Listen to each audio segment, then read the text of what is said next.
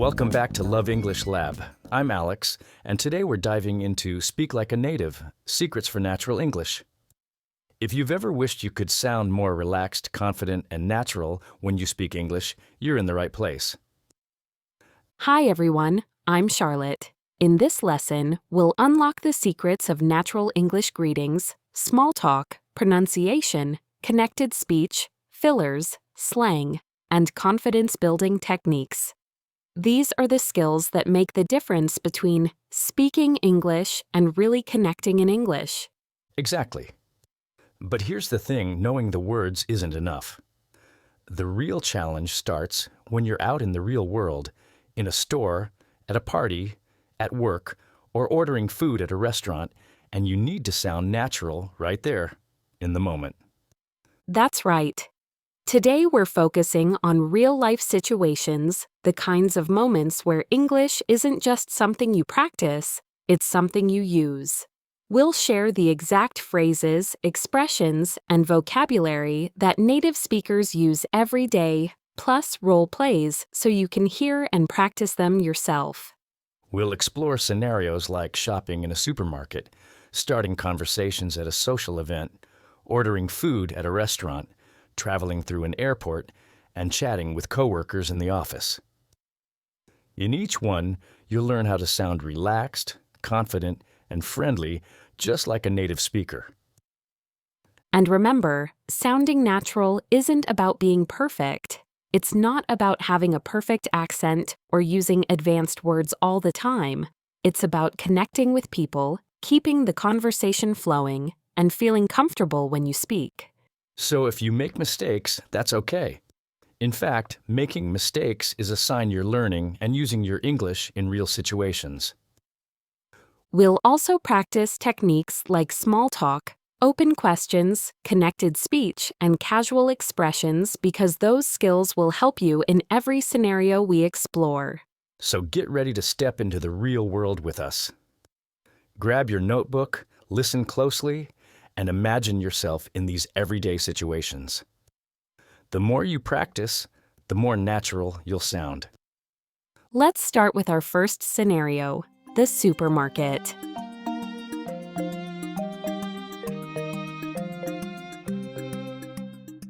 Okay, Charlotte, imagine we push open the sliding doors and step into a bright supermarket. Carts are clicking, there's soft music, and a staff member near the entrance smiles. This is a perfect place to practice natural English, even if the conversations are short. Exactly. People think shopping is silent, but it's full of tiny exchanges that build confidence. The first one often happens right here. A staff member might say, "Hi there, how are you today?" Or, "Good morning." You don't need a big answer. "Good, thanks. How about you?" Works beautifully. If someone says, "How's it going?" you can keep it simple. "Pretty good, thanks." And if you're in the UK and someone says, "You all right?" don't panic. It's basically, hi. A natural answer is, "Yeah, all right, thanks." Or, "I'm good." The goal is warmth, not a full report on your life. Let's actually do it. I'll be the staff member. "Hi there, how's your day going?" Pretty good, thanks. How about you? Not bad at all. See, short, friendly, done. That tiny success lowers your nerves for the next exchange. Now we're rolling our cart into the aisles. Signs hang above us: produce, bakery, dairy. You're looking for pasta but can't find it. This is a great moment to practice asking for help in a natural way. I like to start with "excuse me" because it's polite and gets attention without sounding stiff. Right. Then go straight to the point. "Excuse me, do you know where the pasta is?" Or, "Could you tell me which aisle the cereal is in?" You can make it even shorter. "Hi, where's the bread section?" Keep your voice friendly and your sentence clean. I'll be staff this time. "Excuse me, could you tell me where the eggs are?" Sure, aisle 2, near the bread. Thanks so much. You're welcome. That's it, clear and polite. And sometimes you'll hear directions like on the left, on the end, or next to the coffee. If you need confirmation, repeat the key bit. Aisle 2, near the bread? Got it. Sometimes the problem isn't location, it's availability. The shelf is empty. A natural line is, do you have any more in stock? You can add a friendly softener. By any chance, do you have any more in the back? If they don't, you might ask, do you know when you'll be getting more? Or will it be restocked later today? And if there's a limit during a promotion, you'll hear something like, limit 2 per customer. If you're not sure, ask, is there a limit on these? Small questions like that keep you from overthinking. Speaking of promotions, price questions are common and totally normal. Sometimes the price sticker is missing or confusing. Excuse me, how much is this? Is perfect. If you want to know about discounts, is this on sale? Or, is this part of the buy one, get one free deal? Is natural. Americans often shorten that to BOGO, and in the UK you may see 2 for 1 or 3 for 2. Let's play it out. You hold a block of cheese and look uncertain. Excuse me, how much is this cheese? That one's $4.50. Thanks. Is it part of the buy one, get one free offer? No, only the cheddar is on that deal. Done. 2 questions, clear answers, no stress. If the shelf tag says one price but the register shows another, a natural phrase is, I think this rang up wrong. Or, the shelf said $3.99, could you price check it? You're not accusing, you're asking for a quick check. Now let's wander to produce, because fruit and vegetables are perfect for practicing adjectives and polite requests. If you want fruit that's ready to eat, say, do you have any that are riper? If you need firmer fruit for later, I'm looking for peaches that aren't too ripe. You can even ask for guidance. Which apples are best for baking? Staff often enjoy sharing tips. And when produce is sold by weight, you might hear per pound or per kilo, depending on the country. If that confuses you, try, what's the price per pound? Or, is this priced per kilo or per item? If there's a scale, the verb you'll hear is weigh. Do I weigh these here or at the checkout? If you're buying loose items, you can say, could you weigh out half a kilo? Or, can I get about a pound of these? The deli counter is another goldmine for natural phrases. You can say, could I get 200 grams of turkey, thinly sliced? Or, half a pound of cheddar, please medium thickness. The words thinly, thick, and sliced do a lot of work there. If you're unsure, ask, could you slice one piece so I can see the thickness? It's friendly and efficient. Bakery time. Warm bread everywhere. Huh. If you want something fresh, try, are any of these just out of the oven? Or, do you have this in whole wheat? If you want a dozen rolls, could I get a dozen of these? And if they ask seated or plain, you can echo the keyword plain, please. Echoing helps when you don't catch an entire sentence. Let's weave in connected speech and relaxed rhythm, because supermarkets are great for sounding natural without sounding formal. If a friend texts and asks where you are, you might say, I'm at the store, gonna grab some milk.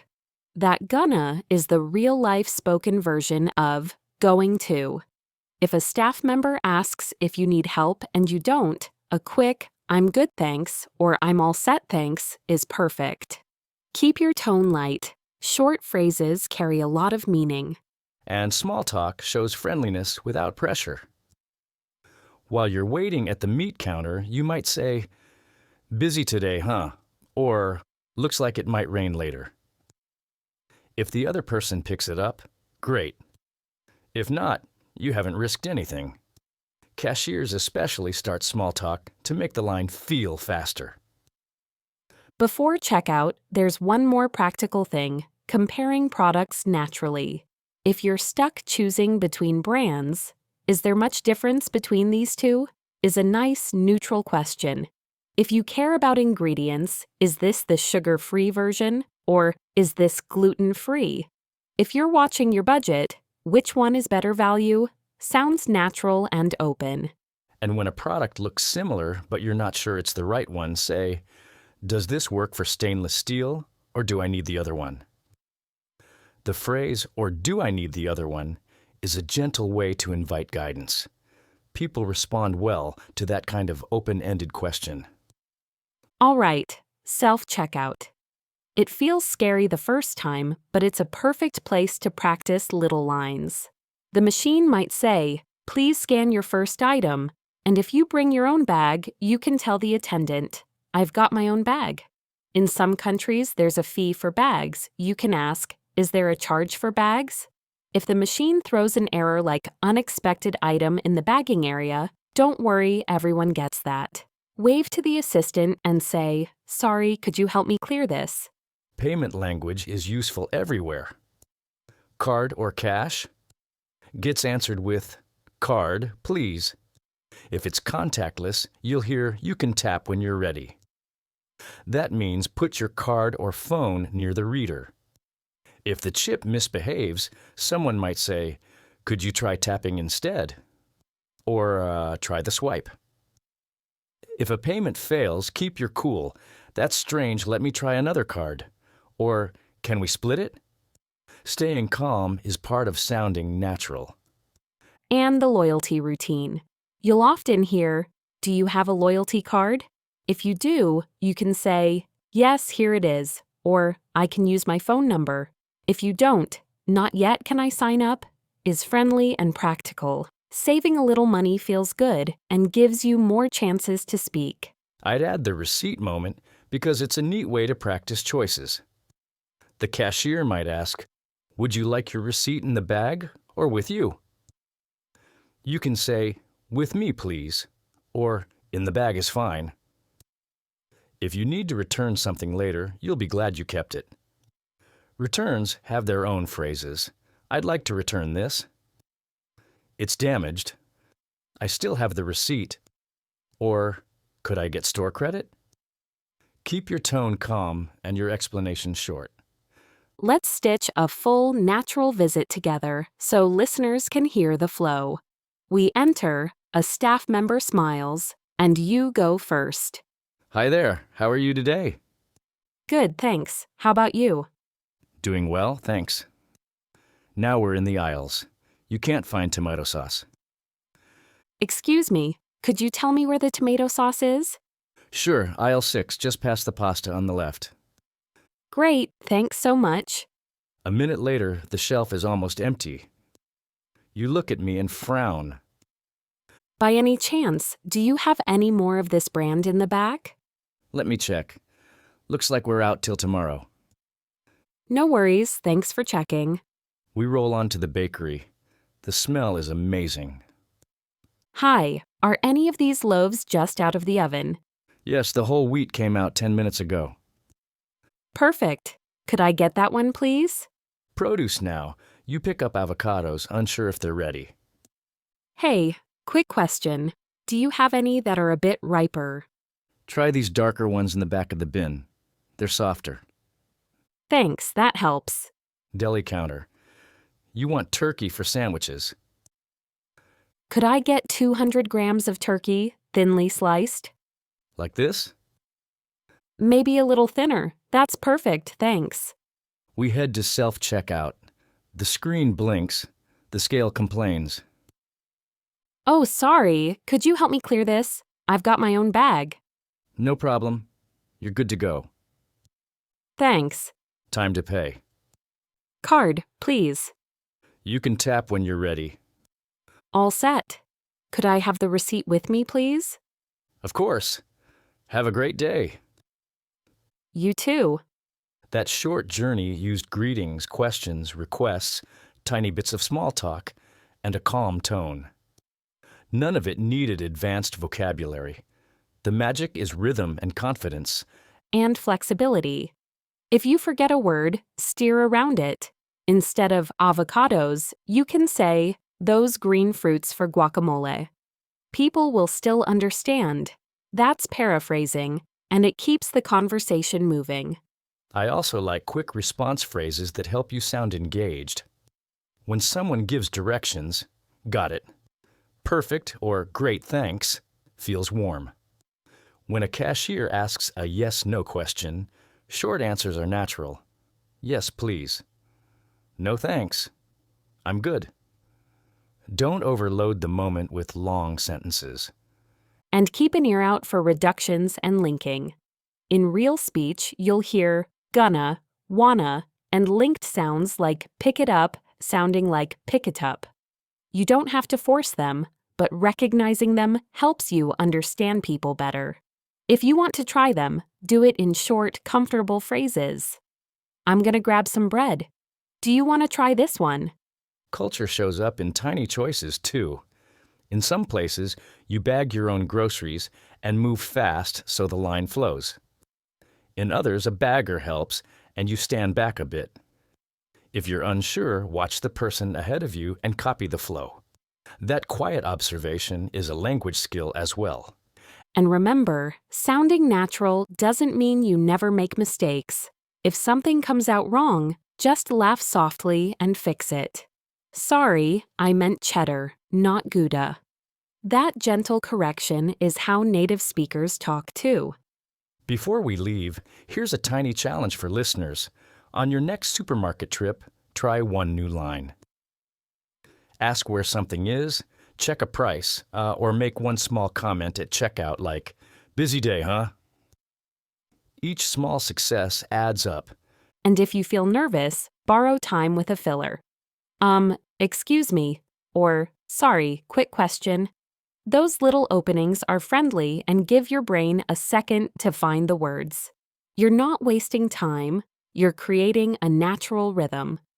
I like ending the supermarket chapter with a thought. This environment is forgiving. People are used to quick, practical talk. That makes it a safe arena to practice being clear, warm, and relaxed. Exactly. You don't need perfect grammar to sound natural here. You need connection eye contact, a smile, a thanks, and a have a nice day. The words are simple, but the feeling is real. Next time, we'll take these same skills to a different stage, a social event where you start conversations with new people and keep them going. It's louder, messier, and a little more exciting, which is great practice for real life. Until then, enjoy your next grocery run. Try one new line, listen for how people speak, and notice how short, friendly sentences carry the day. See you in the next chapter. See you there.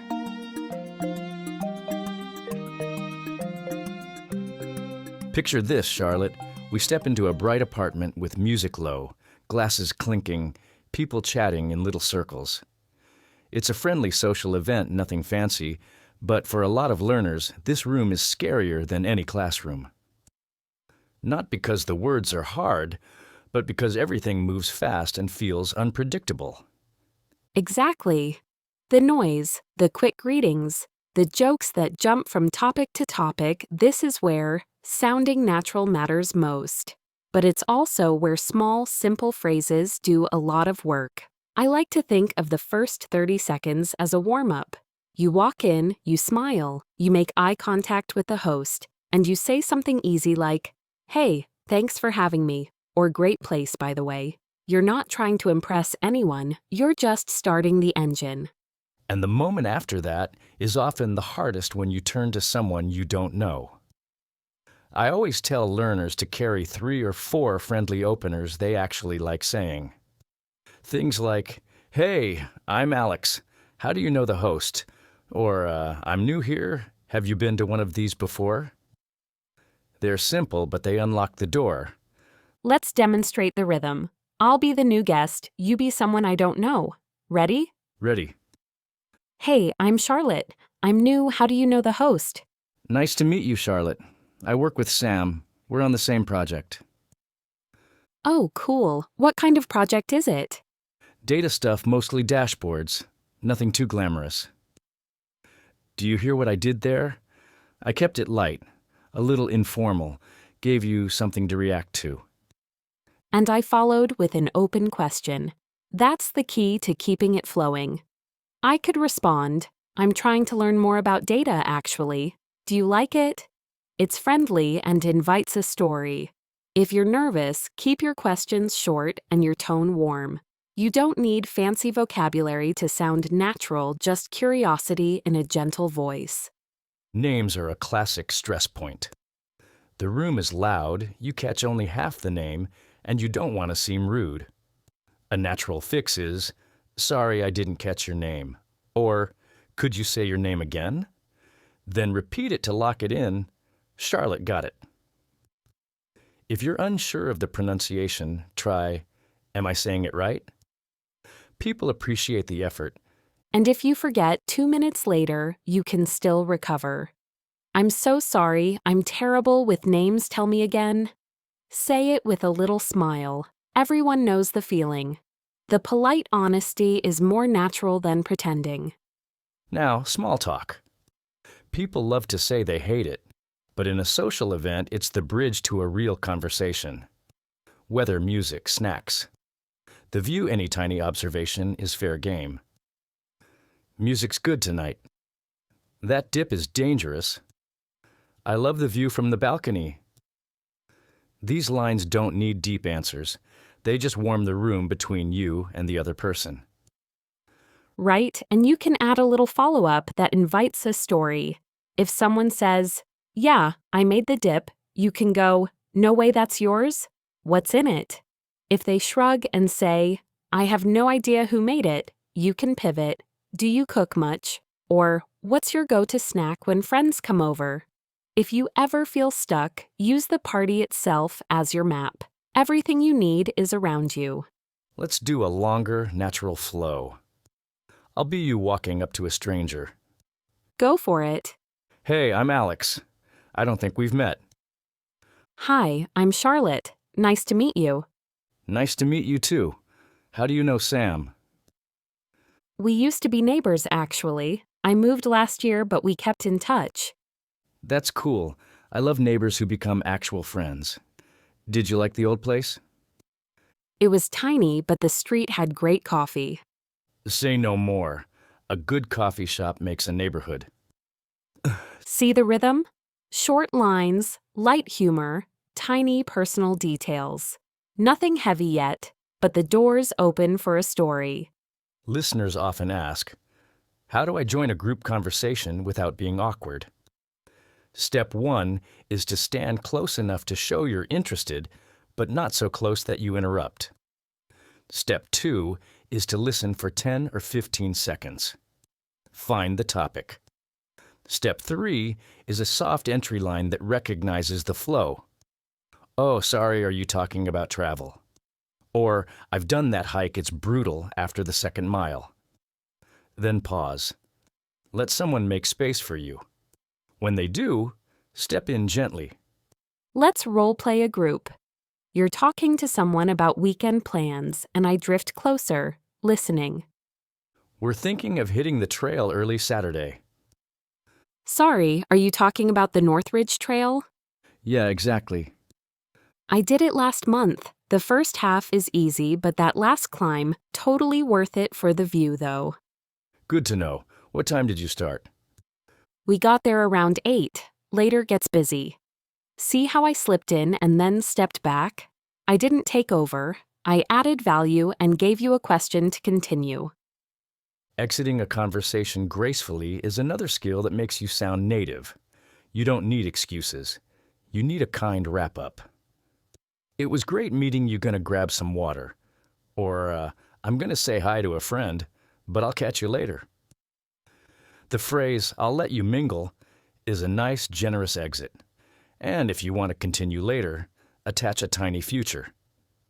Save me a story about that trip, I want to hear more.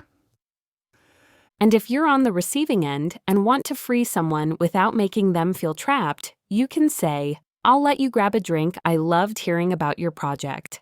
It's polite, and it protects energy in a busy room.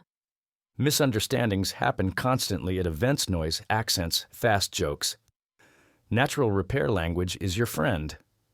Sorry, say that again. I missed the last part. What was it? One more time? No apology essay, just a quick, friendly request. If you mishear an answer strangely, just smile and reset. Wow, I definitely heard that wrong. What did you say? People laugh and you move on. Humor is cultural, and parties are full of it. If you're unsure whether someone is joking, let your face show curiosity and go, "Wait, is that a joke or a real thing?" Say it playfully. If you didn't catch the reference, "I don't know that show, what's the joke?" is honest and keeps the vibe positive.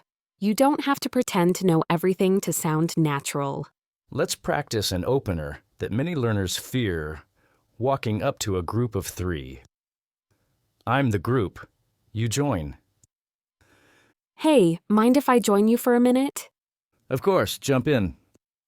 "Thanks. I heard the word travel and my ears went up. Where are you planning to go?"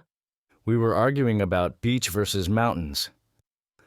"Oof, that's tough. I always pick mountains in theory and beach in practice." That's such a good way to say it. Natural entry, shared laugh, space opened. Now, let's talk about balance. In a social setting, the conversation breathes when you alternate short shares and short questions. If you talk too long, add a quick check-in. "I'm rambling, does that make sense?" Or, "Enough about me, what do you think?" If you're too quiet, use a 5-second story. "I tried surfing once. I stood up for half a second and fell like a hero." Tiny stories with a smile build connection. Compliments are social glue if they're simple and sincere. Love your jacket. That's a great playlist. Your dog in that photo is adorable. The natural reply is just, thanks. If you struggle to accept compliments, practice a small add-on, thanks, I appreciate it. It feels confident without being heavy. Okay, let's string together a full mini evening. We enter, spot the host, and flow through 3 interactions. I'll start with the host. Hey, thanks for having us. Place looks great. "I'm glad you could make it. Drinks are in the kitchen, snacks on the table." Perfect. I'm going to grab some water and then say hi around. Now I turn to someone I don't know. Hi, I'm Alex. How do you know Sam? "We used to work together. We survived a scary deadline once, and now we're friends for life." Ha, that's the best way to bond. Tiny pause, sip, glance. Do you still work in the same field? Sort of. I switched teams, but same company. It's like moving houses on the same street. Nice metaphor. I see your friend waving you over. I'll let you say hi. I'll grab a snack. Great meeting you. You too. Catch you later. Now it's my turn to join a small group. "Hey, are you talking about day trips? I'm hunting for ideas." Yes, we were listing Sunday options. "I've got one. There's a trail with a waterfall an hour out. Easy hike, amazing photo at the end." Say less. That sounds perfect. How early do you have to start? "We left at 9 and it was fine. If you leave later, parking gets tricky." Good tip. A new person approaches. I make space with a step and a smile. I'll top up my drink, nice chatting. You too. That's a whole evening in 2 minutes greeting. Starting, joining, and exiting gracefully. Nothing dramatic, but it feels native. Let's tackle awkward silences because every learner fears them. Here's the secret. Give the moment a little air, then gently steer. So, what are you up to this weekend? Or, I'm trying to decide between the salsa and the hummus. Any recommendations? If you want to stay on the same topic but it died, try a tiny pivot. You mentioned deadlines earlier. Do you like pressure, or does it drive you nuts? The same topic, a different angle.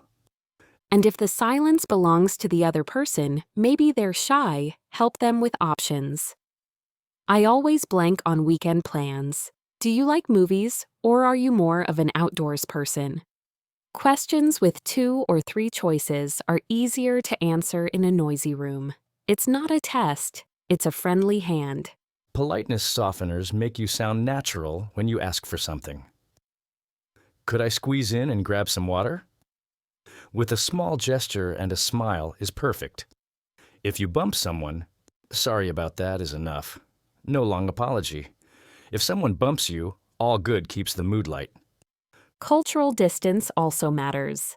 In a crowded room, people stand closer than usual, but you still read cues. If someone leans back, you give them space.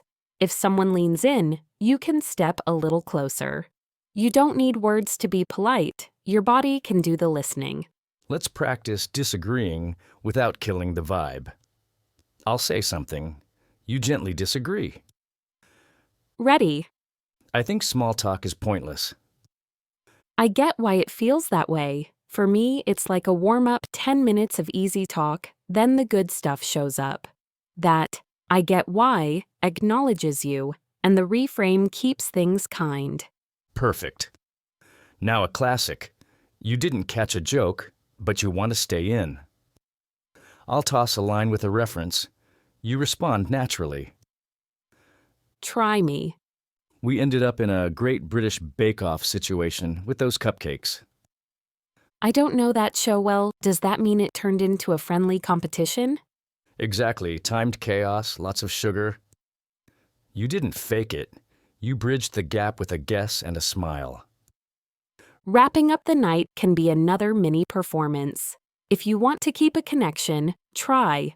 I liked talking about hiking. Want to trade trail tips sometime? If the person feels good, they'll say, yeah, let's connect, and you can swap numbers or socials. If not, the conversation still ends kind. No worries either way, great chatting. If you get a contact, keep the follow-up simple and natural. Nice meeting you at Sam's. Here's that waterfall trail. No essays, no pressure. Just a breadcrumb that invites the next step. I want to give listeners a quick inner script for confidence. Before you approach someone, breathe, soften your shoulders, and think, I'm just saying hi. When you start, lead with your name and a small reason for talking. When you continue, ask an open question or react to something visible. When you leave, wrap it up with warmth. That's the loop. Hi, tiny reason, open question, warm exit. And if something goes sideways, your joke lands flat, your word choice feels off clean. Quick repair makes you sound more native than a perfect sentence. That came out weird, I just meant the view is great. Then move on. The bravery to keep going is the secret sauce. Let's end with one more natural mixed moment scene. I join a group where two people are laughing about travel mishaps. You're part of it. We missed our train by 30 seconds. Ouch, did you do the awkward sprint where you pretend you're not sprinting? Exactly that. I did the same in Rome. I swear my backpack was louder than the station. Did you make it? Nope, but we discovered a cafe we never would have found. That's the best kind of failure. A friend taps my shoulder. I'm going to say hi to someone and grab water. Great story, tell me more later. Deal. That's the shape we want our listeners to hear. Shared laughter, a small personal story, a graceful exit that leaves the door open. So, if you're listening and heading to a social event soon, take one tiny goal with you. Introduce yourself to one new person. Ask one open question. Offer one simple compliment. And when it's time to go, use one warm exit line. That's it. 4 small moves, repeated a dozen times in different rooms, turn into a natural voice. Next chapter, we'll change rooms again and sit down at a restaurant or cafe. Ordering, asking for recommendations, fixing small mistakes with your order, lots of practical lines, and a chance to practice a calm, friendly tone. Until then, remember, you don't need perfect vocabulary to sound like you belong in the room. You need presence, a short hello, a curious question, and a kind goodbye. See you in the next one. See you there.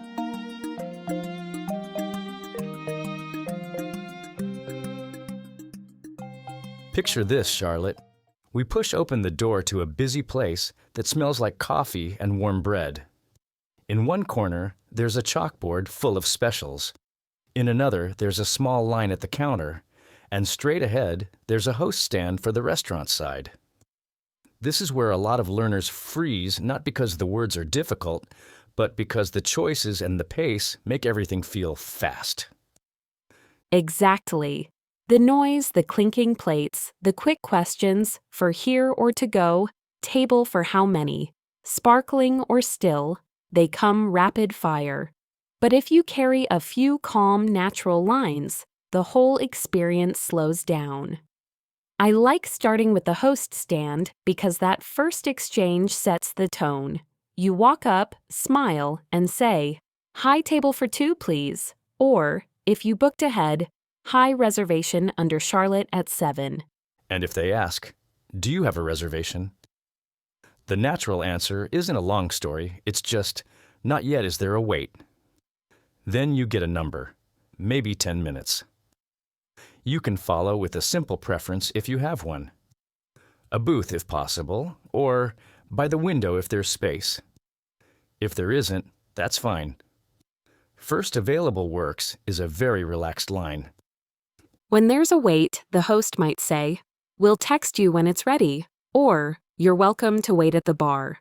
Saying, "Perfect, we'll grab a seat at the bar," feels friendly and confident. If you need a high chair or extra space, ask right away so they can plan.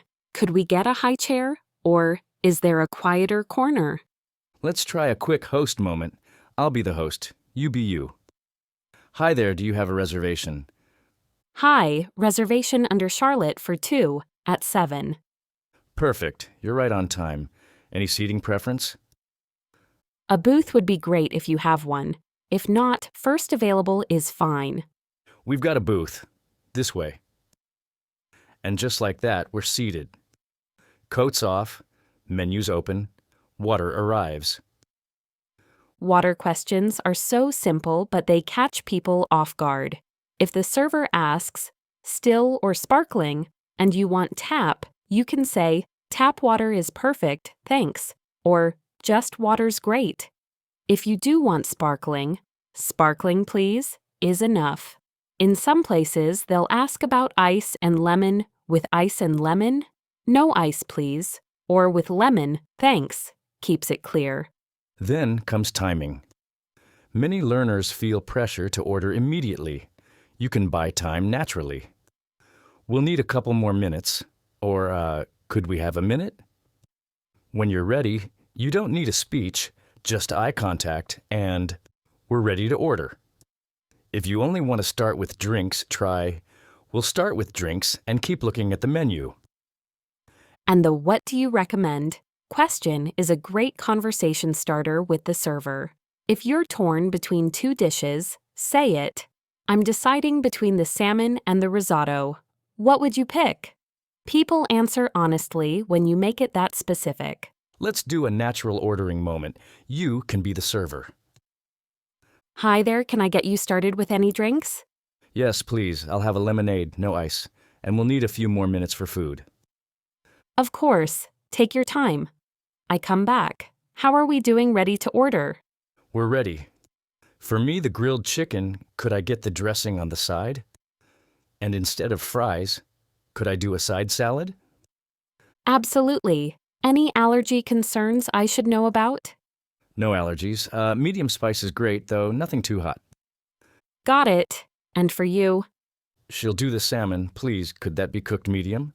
And no onions if possible." We can do that. Anything else? "That's all for now. Thank you." That whole exchange was short, polite, and specific. You added small modifications on the side. Instead of "medium spice," "no onions," which are very natural. If there's an upcharge, the server will tell you. If you need to know first, you can ask, "Is there an extra charge if I swap fries for a salad?" And if you're not sure what a dish includes, you don't have to guess. "What comes with the chicken?" Or "Does the soup have dairy?" are normal questions. If you're vegan or gluten-free, simple is best. "I'm vegan," What would you recommend? Or, I need something gluten-free. Does this come with a gluten-free option? No long explanations required. Let's step next door to the cafe counter for a moment, because many listeners need the coffee script too. The barista says, "Next in line." You step up with a smile, and you have 3 quick choices ready: the drink, the size, and any changes. High latte medium, oat milk please, is perfect. If you want less sweetness, could you make it less sweet? If you want extra caffeine, could I add an extra shot? If you're staying, for here please. If not, to go. And if they ask for your name for the cup, just say it clearly and maybe spell if needed. Alex, A-L-E-X. If your drink gets called and you're not sure it's yours, a natural check is that the medium oat milk latte? No panic, just confirmation. Back to the restaurant table, the server does a check-in after food arrives and says, "How is everything?" This is where learners sometimes give a full review. You don't need that. If it's good, "Great, thanks," or "Really nice," is enough. If something's off, be calm and specific. "I think there's been a mix-up. This has onions, and I asked for no onions." Most restaurants will fix it quickly. If it's not a big deal but you want to note it. No rush, just flagging that it came with onions keeps the tone kind. Getting the server's attention politely is its own mini skill. In busy places, a raised hand with eye contact and a soft, "Excuse me," or, when you have a moment, works better than calling from across the room. Once you have their attention, keep the request short. Could we get some extra napkins? May I have another fork? Could I get a refill on the lemonade? Refills vary by country. In the US, you often get them automatically, especially for coffee or soft drinks. If you want to control it, say, "I'm good for now," or "No refill thanks." If you want more water and don't want ice, "More water, no ice please," is clear. If you want lemon, with lemon if you have it, turns it into a friendly ask. Let's handle a delicate situation. The steak is undercooked. I'll be you. You be the server. "Excuse me, sorry to bother you. The steak's a bit rarer than I expected. Would it be possible to cook it a little more?" No rush. Of course, so sorry about that. We'll take care of it right away. That "would it be possible" plus "no rush" is polite and calm. You're not angry. You're asking for help. If it's a serious allergy situation, you can be firmer. "I'm so sorry, but I can't have nuts. Could you please check if this sauce contains any?" Keep it short and focused on safety. Dessert is another place where natural English shines. If you're full but curious, "We're pretty full. Do you have anything light?" If you want to share, "Could we split the cheesecake?" If you're done, "We'll pass on dessert, thanks," sounds friendly. And if you want to take the rest of your main home, "Could we get a box for this?" Or, "Can I get this to go?" are the everyday phrases. Some people still say "doggy bag," but box or to go is more common now. The bill moment changes by country, too. In many places, you ask for it. It doesn't just appear. A natural line is, "Could we get the check when you have a moment?" Or, in other English-speaking places, "Could we get the bill?" If you're splitting, you can say it up front. "Separate checks, please." Or, "Could you split this between two?" If you want to split unevenly, maybe you ordered more. "Could you put the salmon and the lemonade on this card and the rest on the other?" Is very clear. Payment lines are short and friendly. "Card, please." "Do you take contactless?" "Can I tap?" If you need a receipt, "Could I get the receipt, please?" If you need the detailed one, "Could I get an itemized receipt?" Tips can be confusing, so it's okay to ask, "Is service included?" If it is, great. If not, you can add a tip by percentage or round up politely. And if you're with friends, "I'll put it on my card and we can settle later," followed by a quick, "I'll send you the total," is a smooth social move. Let's run a complete dinner scene from hello to goodbye. I'll be the host and server. You be you. Ready? Hi, do you have a reservation? Hi, yes. Reservation under Charlotte for 2 at 7. Perfect. Any seating preference? By the window if possible. If not, first available is fine. Window table just opened up this way. A few minutes pass. Water is poured. Can I get you started with any drinks?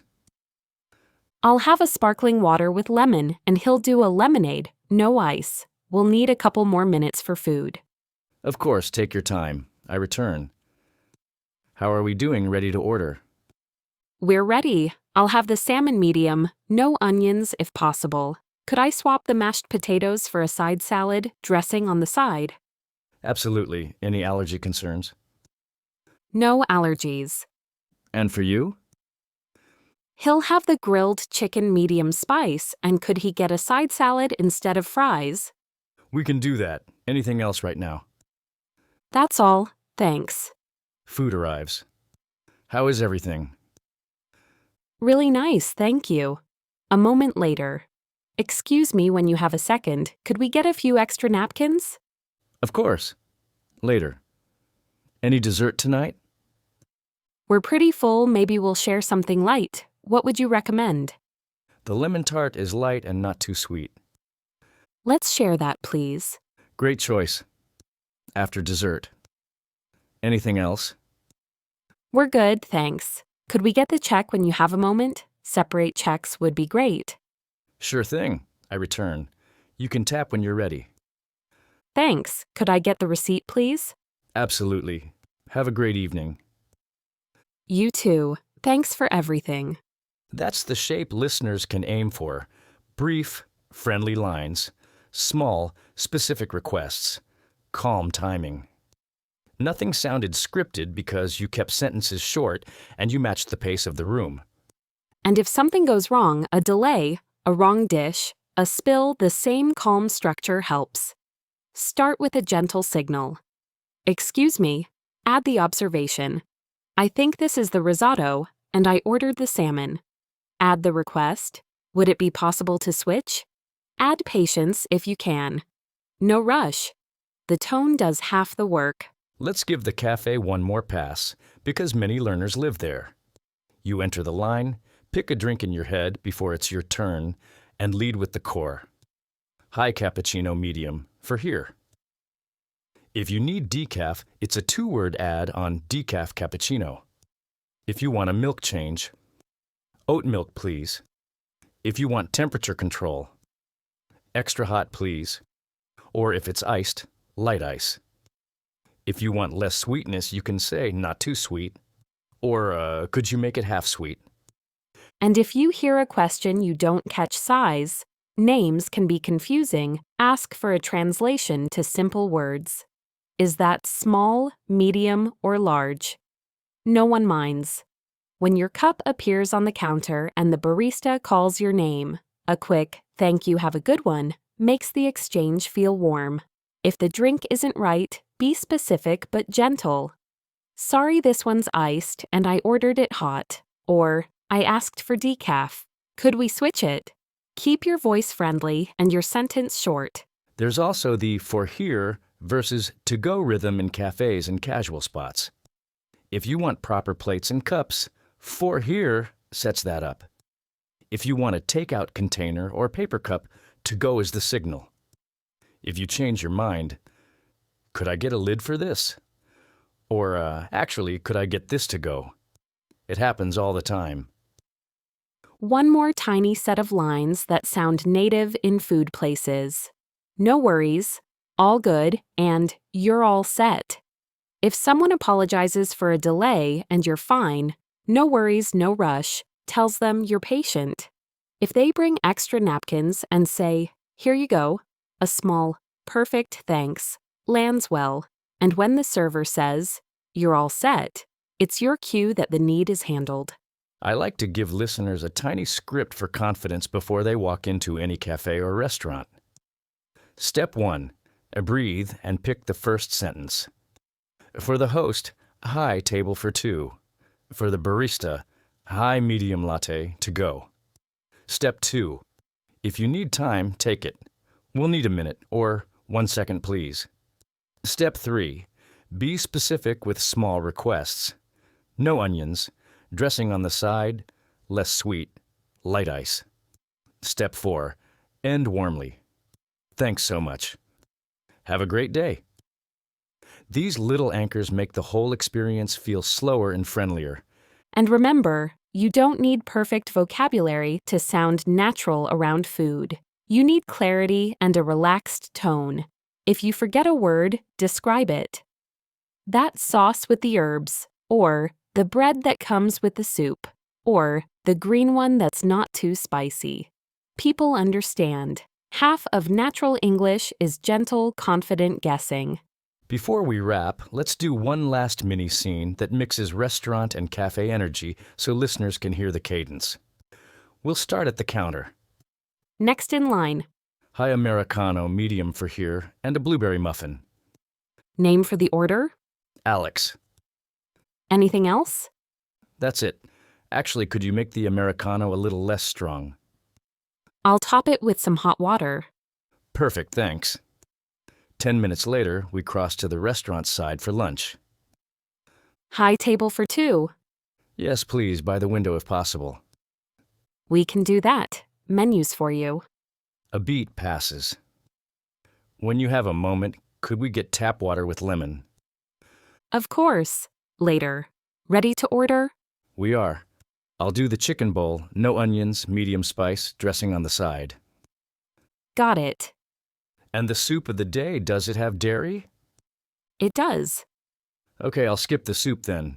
Could I add avocado to the bowl? Yes, there's a small upcharge. That's fine. Anything else? That's all. Thank you, food arrives. Everything okay? Really good, thanks. Later. We're finished. Could we get a box for this and the check when you have a moment? Absolutely. Separate checks would be great. No problem. Do you take contactless? Yes, you can tap when you're ready. Thanks. Could I get the receipt, please? Here you go. Have a wonderful afternoon. You too. That's the everyday music of natural English. Short, precise lines, polite requests, warm endings. And every time you go out for coffee or lunch, you have a built-in practice session. Choose one new line to try. We'll need a minute. Could we split this? Could I get a refill? Box for this, please. You don't need to do everything at once, just one clear sentence said calmly, and then one more next time. Next chapter, we'll head to the airport, where timing, signs, and announcements add a new layer of speed, and you'll learn the exact phrases that keep you calm at check-in, security, and the gate. Until then, enjoy your next coffee or dinner. Smile, keep your sentences short, and let your tone do half the talking. See you in the next one. See you there. Imagine the sliding doors open, Charlotte, and we're inside a bright terminal with rolling suitcases, flight boards flickering, and that mix of coffee and jet fuel in the air. It's exciting, and for a lot of learners, a little stressful, because the pace is fast and the stakes feel high. Exactly. You've got check-in, security, the gate, maybe a connection, and then customs at the other end. But the good news is that airports run on simple, repeatable lines. If you carry a handful of calm phrases, you can slow everything down and sound natural. Let's start right at the airline counter. You walk up with your passport or ID in your bag. The agent smiles and says, "Next, please." You don't need a speech, just, "Hi, I'm checking in for the flight to Boston." Or, if you already checked in online, "Hi, I just need to drop a bag for the flight to Boston." And they'll ask for your ID or passport. Hand it over and add a tiny confirmation if you like. "Here you go," or "Passport's open to the photo page." If you have a booking code but can't find the email, saying, "I have the confirmation code if that helps," makes you sound organized without fussing. Seat preferences can show up right away. If you care, ask simply, any chance of a window, or aisle if possible. If the flight's full, a soft follow-up like, I'm happy to sit anywhere, just checking, keeps the tone friendly. Sometimes they'll offer an exit row and mention extra legroom. You can ask, is there a fee for that? No judgment, just clarity. The elephant in the room is always the scale. Your bag lands on it with a thud, the number blinks, and maybe you're over by a little. A calm, natural line is, oh, that's a bit heavier than I expected. Should I move a few things to my carry-on? If there's a fee and you need to pay, okay, I'll take care of that now, keeps it efficient. If you're carrying something fragile, could you add a fragile tag? Is short and useful. Let's run it. I'll be the agent. Next, please. Hi, checking in for the flight to Boston. Here's my passport. Thank you. Do you have any bags to check? Just this one. Any chance of an aisle seat? I've got an aisle a few rows from the back. Perfect. Also, if it's okay, could you add a fragile tag? There's a gift inside. No problem. You're all set. Here's your boarding pass. Gate B12. Boarding at 10:15. Thanks so much. And we roll away with the boarding pass, which is basically your script for the next hour, airline, flight number, gate, group, boarding time. Now we head to security, which can feel like a language test, but it's really a pattern. The officer or a sign tells you what to do. Take laptops and large electronics out. Place liquids in a transparent bag. Empty your pockets. Depending on the country, you might be asked to take off belts and shoes. If you're unsure, ask calmly, should shoes come off here? Or laptop out of the bag. You don't need to guess. Asking is normal. The tray dance can be stressful if you feel rushed. Make it simple. One tray for the laptop, one for your bag, one for small items if needed. If you have a water bottle, it needs to be empty.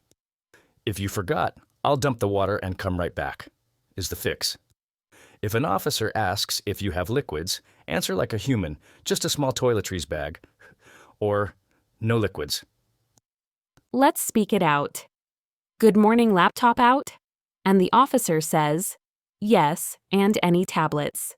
You do it. Then, belt and watch too. If they say yes, no drama, got it. You drop them in the tray, send everything through, and walk to the scanner. If the scanner beeps or the officer asks you to step aside, don't panic. A natural line is, no problem, followed by stillness. If they say, arms out, or feet on the marks, you follow. If they want to swab your bag, the line is, go ahead. You're cooperating without over-talking. And when they hand your tray back with a smile, thanks, have a good one, is the relaxed exit that makes you sound native.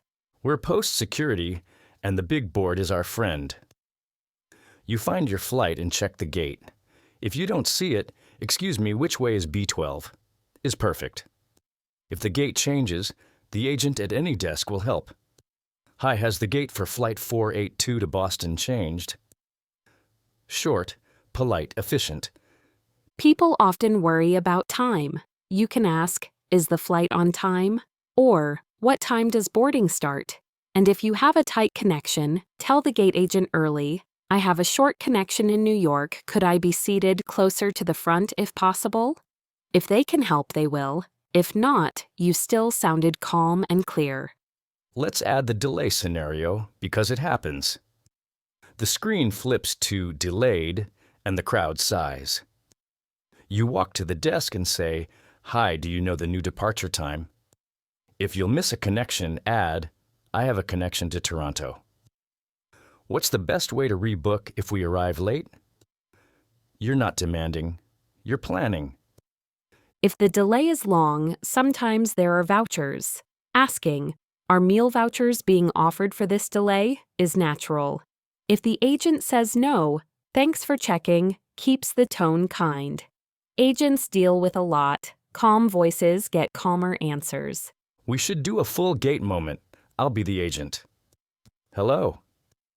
Hi, just checking. Is Flight 482 still boarding at B12 at 10:15?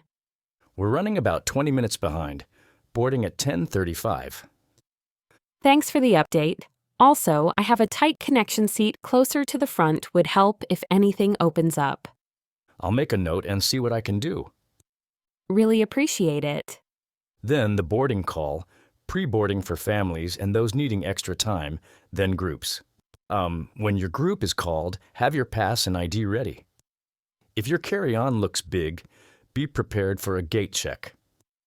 If needed, I can gate check this. Solves problems before they start.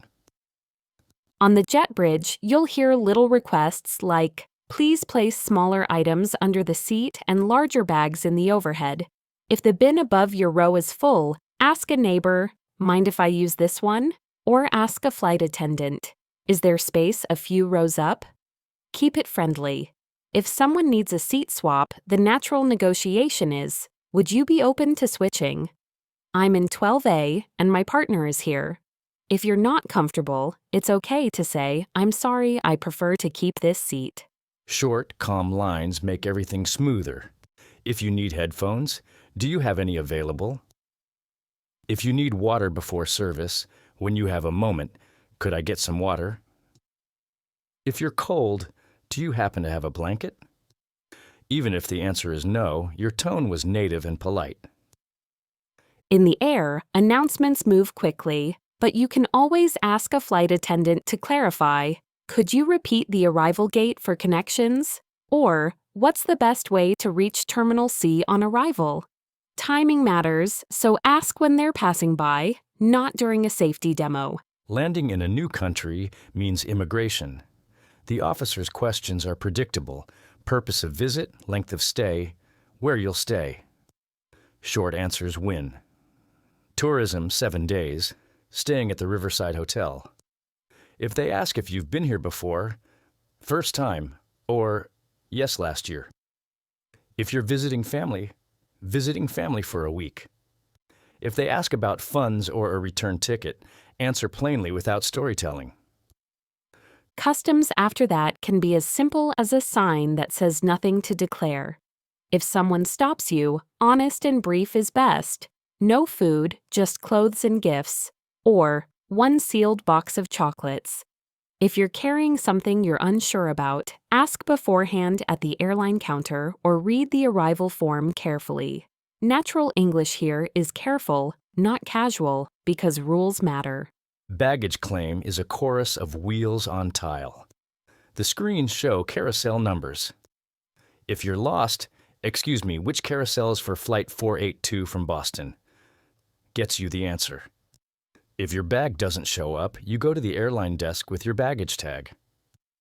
Hi, my bag didn't arrive on Flight 482. Here's the tag. They'll ask for an address. Give them the hotel. Could you deliver it to the Riverside Hotel? And do you have an estimate for delivery are the practical lines. If the bag arrives damaged, the calm approach still applies. I just noticed this crack. What's the process to report damage? They'll give you a form and a reference number. Take a photo and keep the receipt if you need to buy essentials. Many airlines reimburse within limits. Let's jump back to the departure side for a minute and do security again with a tricky situation. A jar of jam in your carry-on. The officer pulls it out and shakes their head. You say, I didn't realize that counts as a liquid. Should I check this? If there's time, they'll suggest options. If not, I understand. And you let it go. Natural English accepts the rule without drama. Direction language inside terminals can feel like a maze, so lean on short questions. Is B12 this way? While pointing, which direction for Terminal 3? Do I take the shuttle for the E-gates? Gesture, smile, say thanks. Signs are your second language, arrows your grammar. Connections deserve their own mini-script. You land, you check the screens, and your next flight's boarding in 20 minutes far away. You can say to a staff member, high tight connection to Toronto Gate. They answer, D6, Follow the blue signs.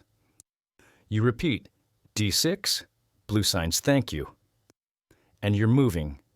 If you truly won't make it, the gate agent for your missed flight is your ally.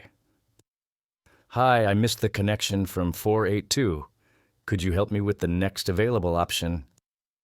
Clear, cooperative, no panic. I want to do an end-to-end run so listeners can hear the rhythm. I'll be me. You can wear all the other hats. Next, please. Hi, checking in for the flight to Boston. Here's my passport. Any chance of an aisle seat? I have an aisle toward the middle. That's great. Could you add a fragile tag to this bag? Done. Gate B12, boarding at 10:15. Thanks so much. Now I'm at security. Laptop out? Shoes as well? Yes, laptop and shoes. Got it. Trays through, scanner done. Thanks, have a good day.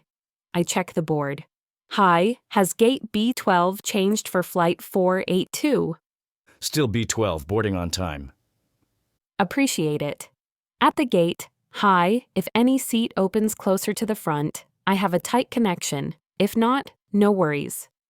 I'll keep an eye out. Boarding begins. Morning, I say as I scan. On board, excuse me, mind if I use this overhead bin? A neighbor nods. Thanks. In flight. When you have a moment, could I get some water? Landing, announcement about connections. Sorry, could you repeat the arrival gate for Toronto? They tell me. Thank you. Immigration, tourism, 7 days, Riverside Hotel. Customs, nothing to declare. Baggage claim, my bag doesn't appear. Hi, my bag from flight 482 didn't arrive. Here's the tag. The agent takes the details. Could you deliver it to the Riverside Hotel? Great, thanks for your help. That flow is exactly what native speech sounds like in transit. Short, polite requests, small confirmations, warm closings. No one is giving monologues. Everyone is exchanging clear, calm packets of information. And notice how often we used tiny helpers like when you have a moment, by any chance, and no worries. Those soften your request and make the interaction feel human. Even if you're stressed, speak like you're in control of your minute, not the whole airport. Let's throw in 2 tricky moments. First, boarding pass won't scan. The agent says, "It's not going through." You answer, "That's odd, could we try again?" If it still fails, is there something I should fix? That invites help without sounding tense. They might reprint it and you're done. Second, your seatmate wants to swap a window for a middle. If you're okay with it, sure, happy to switch. If you're not, the boundary can still be friendly. I'm sorry, I chose this seat because I get airsick. I'd prefer to keep it. You're not required to suffer to sound polite. Clear boundaries in a kind tone are very native. Arrival transport, one more set of lines. Which way for taxis? Where's the airport bus to the city? Is there a fixed fare to downtown? If someone offers a ride without being at an official stand, no thank you is enough. Follow the signs, ask an official if unsure. Natural English is also safe English. And if you need help at any point but feel your brain is fried, use the simplest frame in the world. Hi, first time here. Could you point me to B12? It's humble and efficient. People in airports help travelers all day long. You're not interrupting the opera. Before we wrap, I want a micro scene with a rebooking, because that's where voices get tight. I'm the agent. You just missed your connection. Hi, my flight from Boston was delayed and I missed the connection to Toronto. Could you help me with the next option? Let me check. There's one at 6 with another airline. That works. Do I need to go to a different terminal? Yes, follow signs to Terminal C. I'll reissue the boarding pass. Thank you. Is my checked bag moving to that flight automatically? I'll tag it now. If it doesn't make it, we'll deliver it. Appreciate your help. See how the questions were short and targeted? You covered the ticket, the terminal, and the bag in 3 moves. Airports feel big and loud, but the language inside them is small and precise. One line at a time, one sign at a time, one counter at a time. If you forget a phrase, describe what you mean. I need to print the paper with my seat becomes, I need a boarding pass. The place where I leave my suitcase becomes, bag drop. People understand the intention. Final thought for listeners. When in doubt, breathe. Look for the nearest screen or sign, and build your sentence with 3 bricks greeting. Target, request. Hi, plus the flight or place, plus the ask. Hi, Flight 482 to Boston Gate? Or hi, Terminal C Shuttle? That little template works all over the airport. And keep the endings warm. Thanks so much. Really appreciate it. Have a good one. Take care. Those tiny closings are the last note people hear from you, and they make everything feel smoother. Next time, we'll change scenes again and walk into the office, where hallway chats, quick favors, and friendly updates are the grammar of sounding natural at work. Until then, may your bags be light, your gates be close, and your lines be short. And even if they're not, may your English be calm and clear. See you in the next chapter. See you there.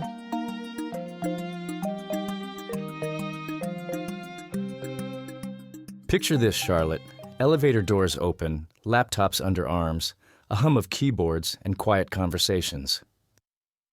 It's the office at mid-morning, and this is where natural English shows up in little flashes, hallway chats, quick favors, tiny updates that keep work moving.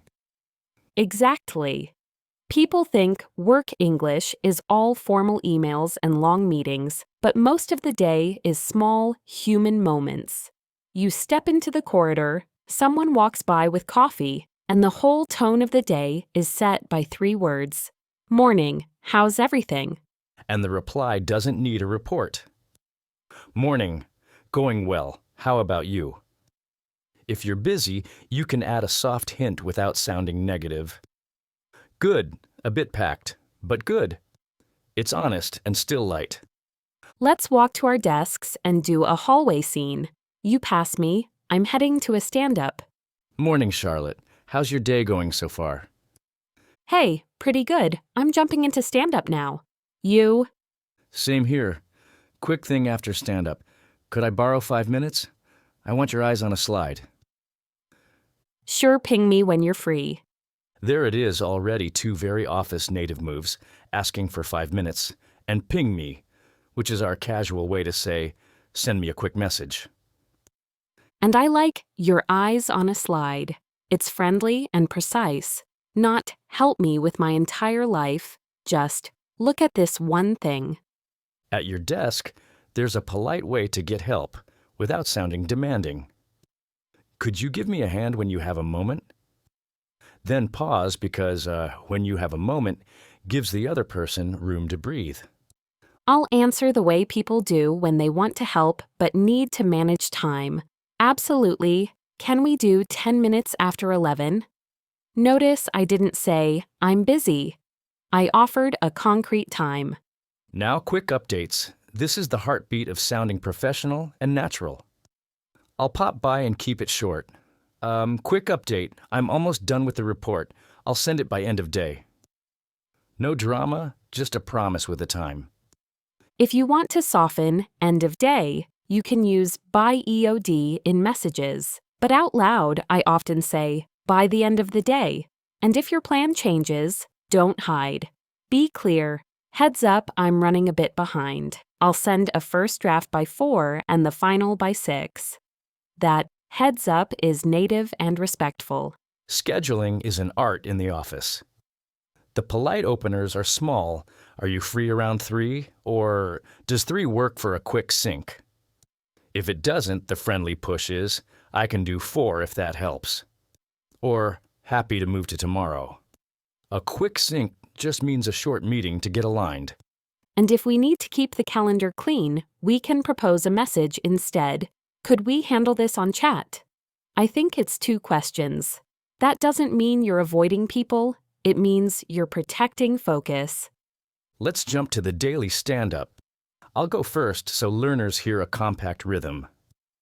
Yesterday, I finished the API tests. Today, I'm writing docs for the endpoints. No blockers.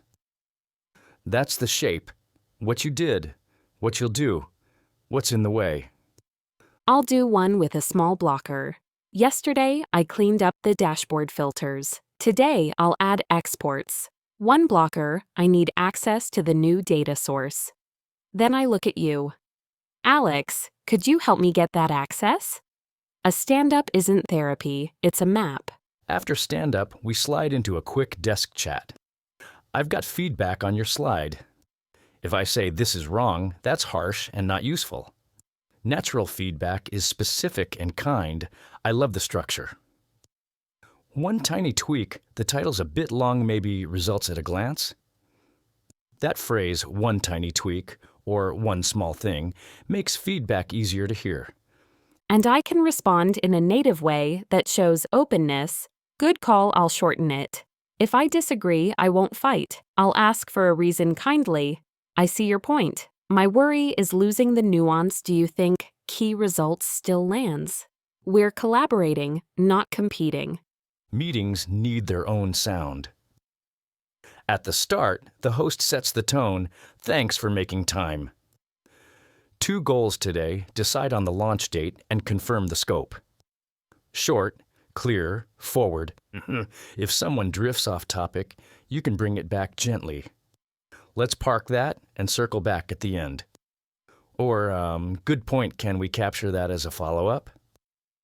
That park that is a friendly brake pedal. And when decisions get cloudy, the most natural rescue is a recap. Let me make sure we're aligned.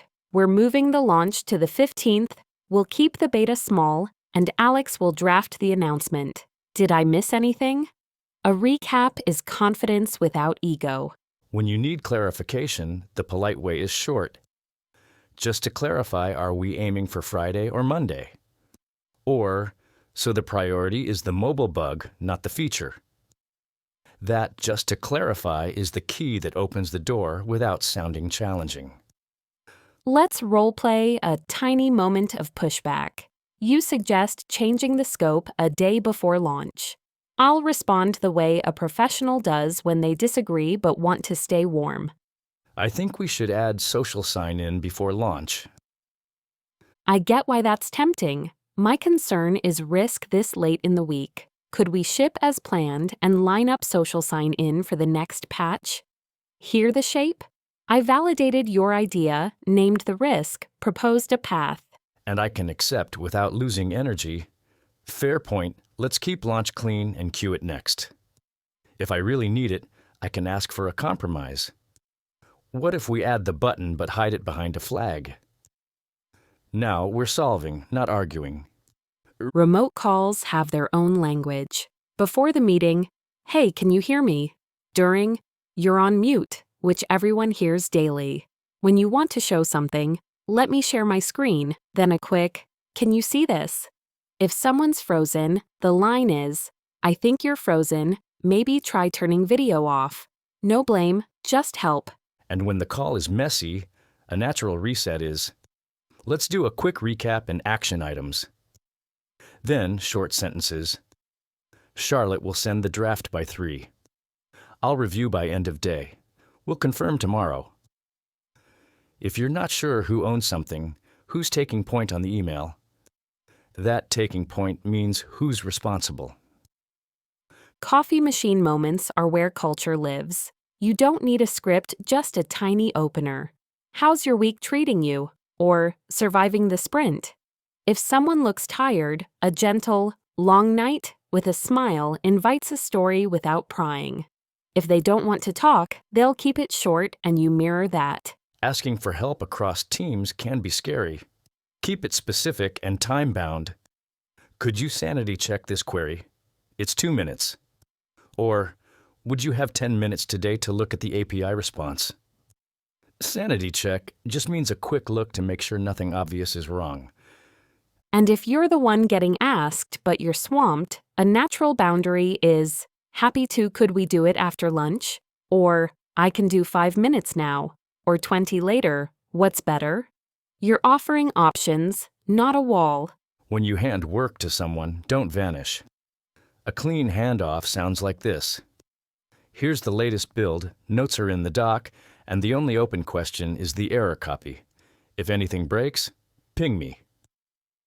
The word handoff or pass this over signals that someone else is now driving. And when you receive work, echo the essentials so there's no confusion. Got it, the latest build, notes in the doc, and we need to finalize the error copy. I'll take it from here. That echo is free insurance. Email and chat phrases show up in speech too. Looping you in become, I'll loop her in, meaning I'll include her.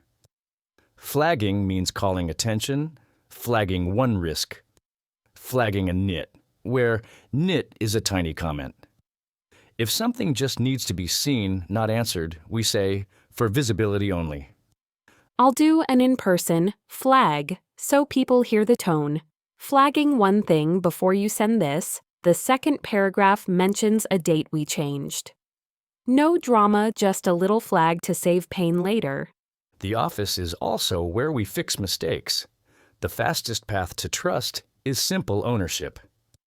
That one's on me, I'll fix it now and post an update. If it's late, sorry for the delay, here's the revised file. Thanks for your patience. And if someone else made the mistake, avoid blame. Focus on the fix. Looks like we shipped the old build. No worries, I'll redeploy. The calm tone is the point. Feedback going up the chain can be delicate. If your manager suggests something risky, try, I might be missing something, but I'm worried about this dependency. Could we test it behind a flag first?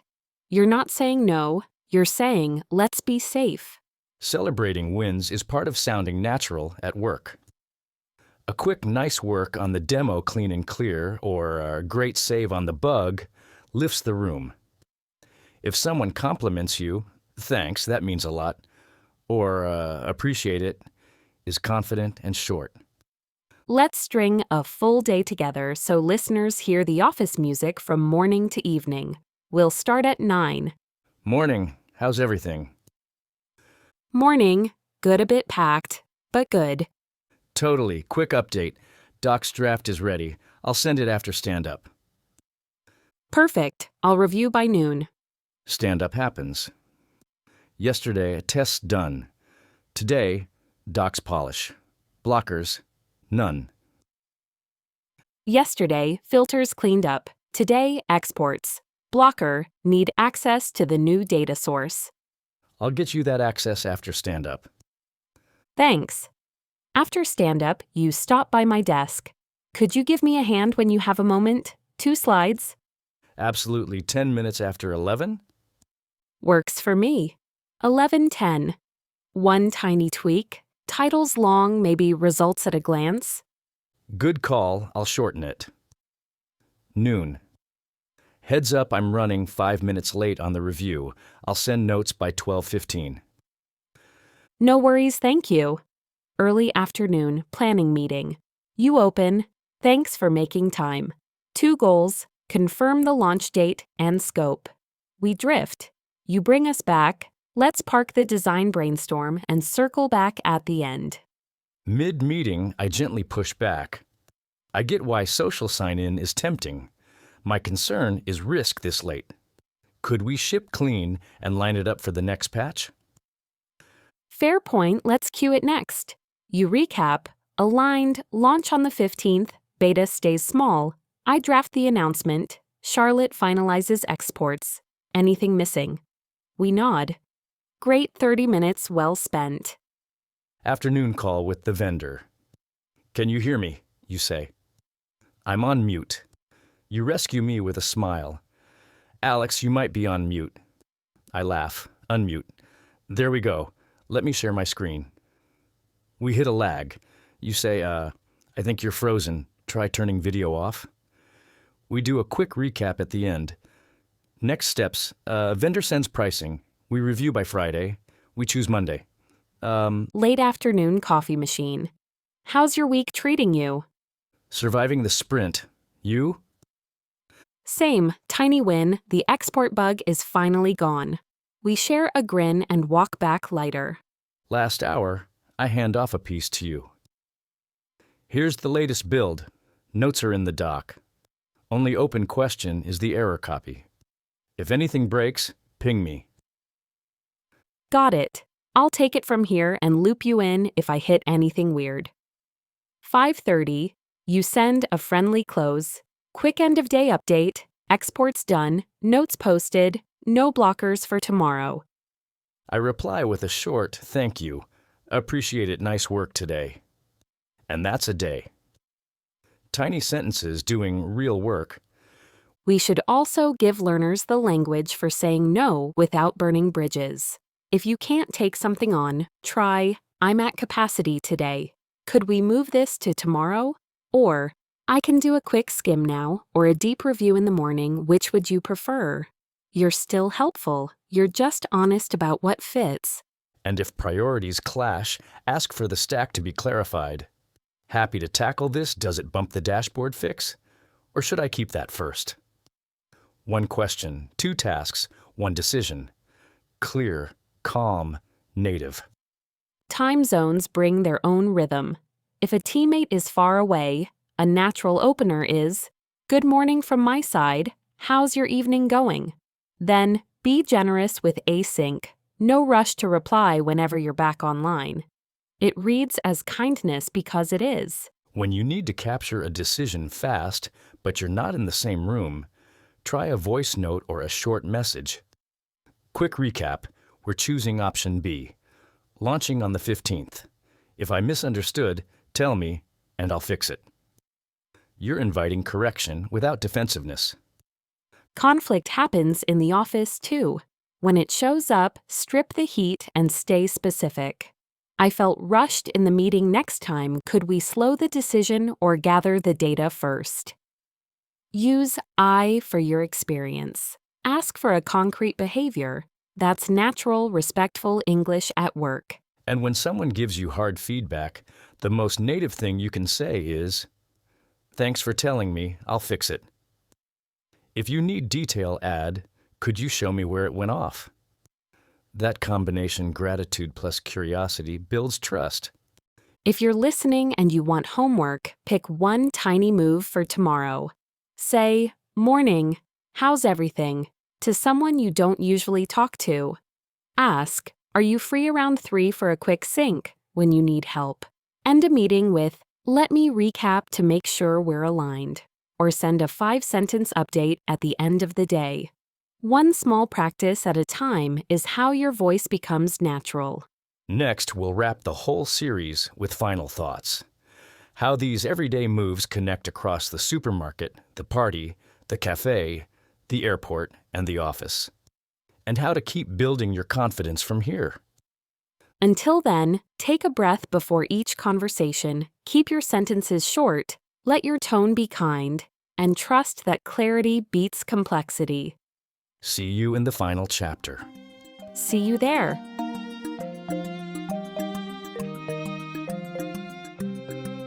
You know, Charlotte, walking out of the office at the end of this chapter feels a bit like stepping off a plane after a long trip.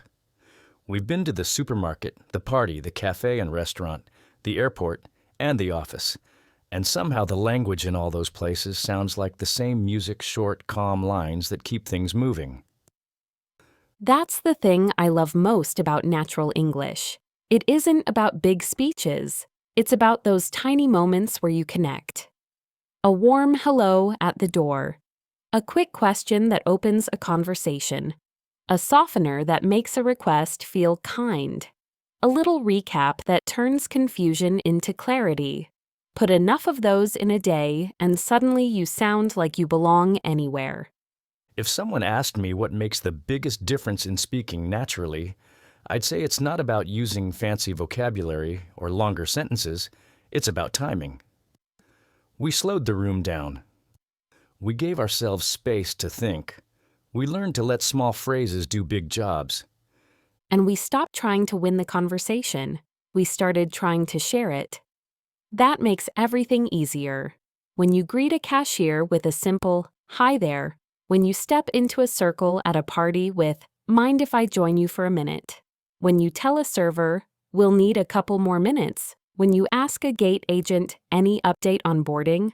When you tell a coworker, "Quick update," and then keep it short, you're not performing. You're participating. What I hope listeners take away is that natural English is mostly choices about tone. You can ask for the same thing in 10 ways, but the versions that land best are gentle and clear. When you have a moment, by any chance, no rush, all good, thanks so much. Those little handles turn a door that otherwise gets stuck. And notice how often we use tiny repairs without apologizing for our whole existence. "Sorry, say that again? I missed the last part. One more time?" The request is small, the voice is calm, and the conversation keeps going. That's natural. Even the scary places, the airport counter, the immigration desk, the sudden rebooking turned human the moment we cut the sentence down to 3 pieces: greeting, target, request. Hi, Flight 482 gate. Hi, connection to Toronto options. You never need to give your autobiography to sound native. You need the next clear brick. And in quiet moments, the same rule helps. "Morning, how's everything?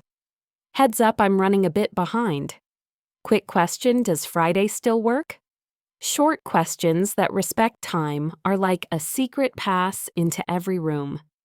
I keep thinking about the listeners who worry that their accent will hold them back. If that's you, remember what we saw again and again. Accent isn't a problem when your rhythm and choices are kind. If you look someone in the eye, smile and say, "Excuse me, could you help me find this?" You're speaking natural English.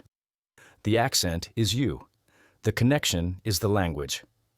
I also want to underline how flexible you're allowed to be. If you forget a word, describe it.